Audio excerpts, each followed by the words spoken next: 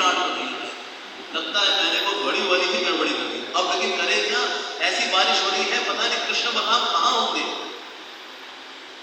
तो जैसे वो ढूंढने के लिए बाहर निकले थे तो आश्रम के दूसरे हिस्से में वहां पर सारे लंका इत्यादि को रखे हुए थे और कृष्ण बलराम जो है आपस में हास परिहास कर रहे थे, जो कर रहे थे कि हम किस प्रकार से फंस गए थे, तो वहां से कैसे निकले, ऐसे हुआ था, फिर वहां गड्ढे में आ गए थे, फिर वैसे निकले। कृष्ण जो मानते बलराम जी हंस रहे थे, बलराम जी जो क्या करते कृष्ण हंस रहे थे। तो सांदीपनि मुनि का जो गुस्सा था वो थोड़ा शांत हो रहे थे, ये तो बड़े शांत थे दोनों, बल्कि हंसी मजाक कर रहे हैं, आमोद प्रमोद कर रहे हैं। तो पहुंचे उनके पास, कृष्ण बलराम तुमको कुछ हुआ तो नहीं, ऐसे तुमको बारिश में मेरी पत्नी ने भेज दिया, लेकिन फिर भी तुम गुरु माता की आज्ञा पालन करते हुए ऐसी बारिश में निकल गए, तुम क्या करते हो।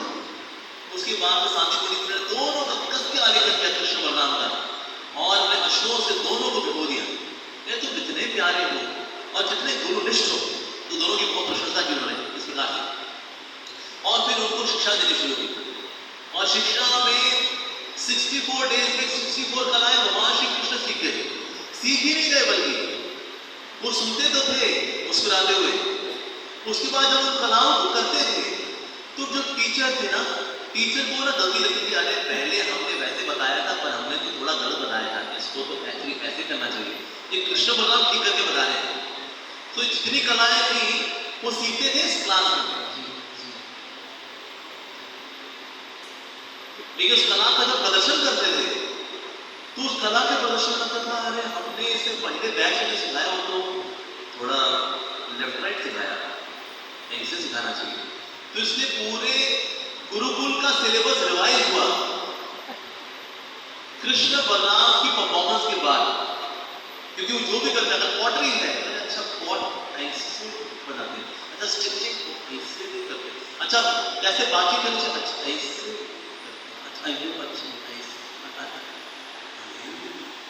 अच्छा सारा सिलेबस रिवाइज हुआ, सारी बुक्स के एनलार्ज एडिशन प्रिंट हुए कि पहले तो हम मिनी वर्जन पढ़ाते थे, अभी तो ये एनलार्ज वर्जन पढ़ाना पड़ेगा। कृष्ण बलराम ने तो नई स्टैंडर्ड सेट कर दी। सांदीपनि मुनि जो पढ़ाते थे उसका वो सुनते थे, पर सांदीपनि मुनि जो पढ़ाया उसके बाद वो प्रश्न पूछते थे, तो सांदीपनि मुनि उस प्रश्न का उत्तर देते हुए नई नई चीज सीख जाते थे। ये तो हमने भी कभी विचार नहीं किया था, लेकिन इस बात को बताते तो हमें ही पता लगा, अच्छा ये भी होता है। क्योंकि कृष्ण बलराम में उनके हृदय में वो ज्ञान पूर्ण कर रहे हैं, क्योंकि ज्ञान कहाँ जा रहा है, वेदांत के कौन, ये कृष्ण बलराम। तो कृष्ण बलराम में उनके हृदय में नया नया ज्ञान देते जो वो बता रहे होते, तो जो बताते थे सांदीपनि मुनि, तो उनको लगता था ये बात मैंने कभी पढ़ी नहीं है, ये बात मैंने पहले कभी समझी नहीं है, तो ये मैंने जवाब कैसे दिया। और कृष्ण बलराम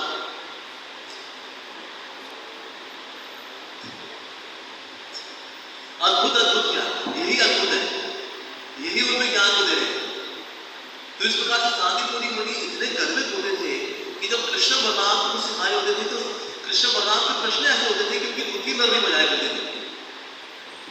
और कभी अभ्यास के द्वारा में कभी डिबेट हुए गुरुकुल के अंदर, तो इसमें कोई जो वेदी आए, द्विवेदी आए, त्रिवेदी आए, चतुर्वेदी आए, उनसे पहले कृष्ण बलराम सुनते थे और उनकी प्रशंसा करते थे, कितना सुंदर बताया आपने, ये अलंकार बताया, ये अलंकार बताया, कितना सुंदर बताया आपने। थोड़ा दोषों की चर्चा करते हैं और दोषों की चर्चा करते सामने वाले को तो सारा पगड़ खत्म। ये लीला उन्होंने गौर लीला में किया, जब महाप्रभु के रूप में आते हैं महाप्रभु केशव कश्मीर के साथ जो किया उन्होंने, अरे अरे अरे, मतलब ऐसी रैगिंग तो पंडित की भगवान ही कर सकते हैं। तो इसे सांदीपनि मुनि के आश्रम में भी जो द्विवेदी, त्रिवेदी, चतुर्वेदी, चट्टोपाध्याय जितने हुआ करते थे, सब के सब हम्बल होकर के जाते थे। तो इससे इमेज ऐसी हो गई थी कि अगर आपको कोई नई सी चीज सीखनी है तो फिर कृष्ण बलराम के साथ आपका वाद विवाद कराया जाएगा। But they were more than brilliant.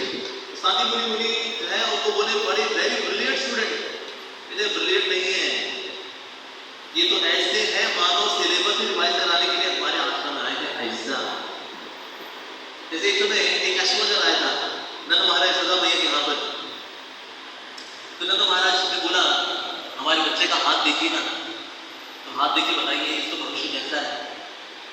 तो एस्ट्रोलॉजर ने हाथ देखा, इसका हाथ अलग ही हाथ है, इसमें रेखाएं तो है ही नहीं, क्योंकि कर्म कहाँ होते हैं, कर्म पढ़ने अगर रेखाओं में पढ़ेंगे ना, इसकी तो रेखाएं नहीं है, इसका तो कुछ कर्म है ही नहीं इसका। ऐसा कैसे जी, बच्चा है हमारा, यशोदा नंदन है, नंदन नंदन है, देखिए बताइए ना। जी इसकी देखिए रेखाएं तो नहीं है, जब बड़ा हो जाएगा तो रेखाएं आ जाएंगी, तब पढ़ लेंगे। कुछ और देख लीजिए ना, देखिए रेखाओं के मामले में एक कोई कर्म वर्म तो इनका कुछ है नहीं, क्या ही लीला है इस बच्चे की। लेकिन हाँ, जो बाउंड जो उठे हुए हैं उस हिसाब से आप देख के बता सकते हैं, अरे अरे अरे जितने भी ग्रह हैं वो शायद इसी ने बनाए। नंद महाराज बोला क्या बोल रहे हैं, ग्रह ये कैसे बनाएगा? ग्रह हमारे प्रारब्ध को देखते हैं ना, तो हमारे बच्चे बताइए, कहते हैं जी ये इसका जो हिसाब किताब है ये मैं नहीं बता पाऊंगा, क्योंकि इसके जो बाउंड उठे हुए हैं उस हिसाब से ये बता रहे हैं, वो चाहे बृहस्पति हो चाहे शनि हो, जो भी ग्रह है ना वो शायद इसी ने बनाए हैं। तो इसका मैं एस्ट्रोलॉजिकल चार्ट में क्या ही करूंगा। तो कृष्ण जो है उनके बारे में एस्ट्रोलॉजिकल कैलकुलेशन कभी हो ही नहीं पाई किसी भी एस्ट्रोलॉजर के द्वारा। उसी प्रकार से शांतिपुरी मुनि के आश्रम में 64 आवर्स 64 डेज में वहां समझ भी गए, बल्कि हर एक आर्ट उसको रिवाइज किया गया, उसको और अपडेटेड वर्जन उसका आया शांतिपुरी मुनि के आश्रम में।